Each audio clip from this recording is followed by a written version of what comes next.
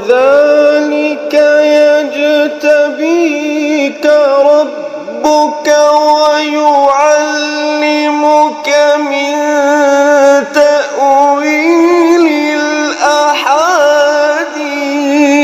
ويتم نعمته عليك وعلى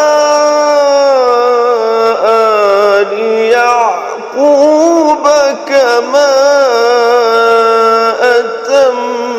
أتمها ويتم نعمته عليك وعلى آل يعقوب كما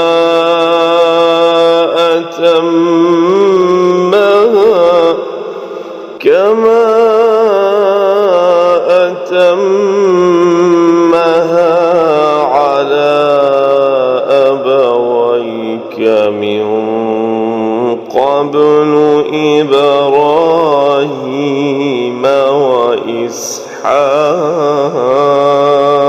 وإسحاق إن ربك عليم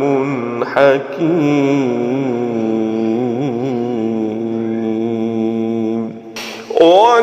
وكذلك يجتبيك ربك ويعلمك من تأويل